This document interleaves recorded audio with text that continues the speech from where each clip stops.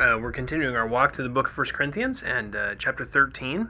And what we've seen so far is just a whole host of ways that love is the center of all sorts of different forms of righteousness. In fact, Paul says that all external righteousness without love at its heart ultimately is empty. And we would expect that because Christ told us that the first commandment is that we would love the Lord our God, and the second commandment is that we would love our neighbor as ourselves.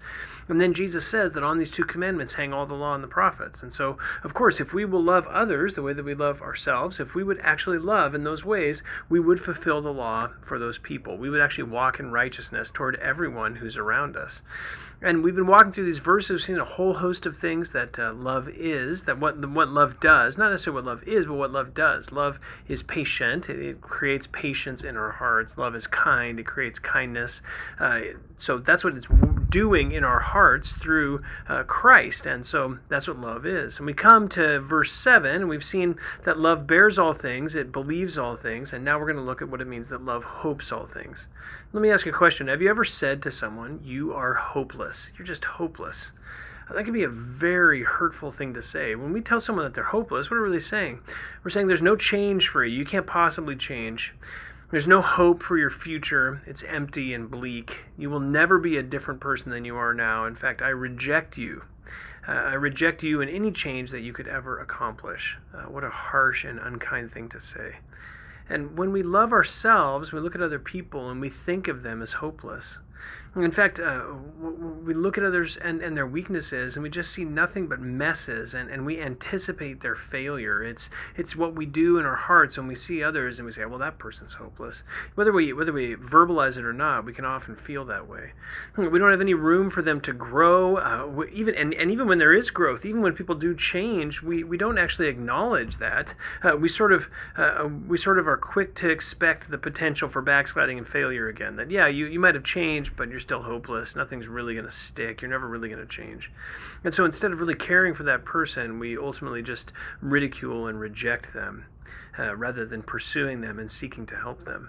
But when we love another person, what happens in our hearts? When we love another person, what we do is we see hope for them. In fact, we see hope for everyone through Christ. Of course, as sinners, there's no hope for any of us, right? There's no hope that any of us would change. In fact, all of us are ultimately a hopeless wreck apart from the work of Christ in our hearts through the Spirit. But when God works in the heart through the power of the gospel and through the Spirit of God that's dwelling in us, there's hope for everybody, isn't there? And so when Paul says that he hopes all things, that love hopes all things for others, he's not talking about some pie in the sky hope that people are going to be doing all sorts of different things. Nobody's talking about his change that's effected through Christ in the gospel.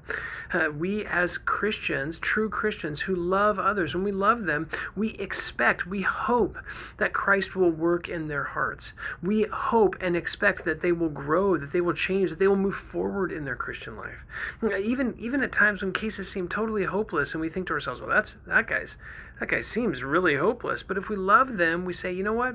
I'm not going to give up hope on that person because the power of Christ through the gospel has the ability to change even the worst of sinners.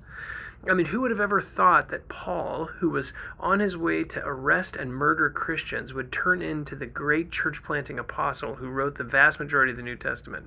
None of us would ever have thought that. We would have said, that Paul, he's hopeless. And yet Paul, who wrote this, understood what it means, that when you love someone, you hope all things for that person. What does that mean? It means that when we really hope all things for another person, we're willing to endure with them. We'll endure through hard times. We'll pursue that person with gospel truth, with patience, and with kindness. We will seek to point them to Christ so that they can change. And we're willing to hope, even when they reject us, even when things go poorly, even when they go as far as persecuting us, we will still love them with the hope that the power of Christ through the gospel can change them. That's what it means to hope all things. It's incredibly difficult because we tend to be naysayers, most of us. We tend to look at people and sort of write them off. But God doesn't do that. And our obligation is to follow in his footsteps, to hope all things, and to love those who we come in contact with. Well, I hope that's helpful for you. Thanks for watching.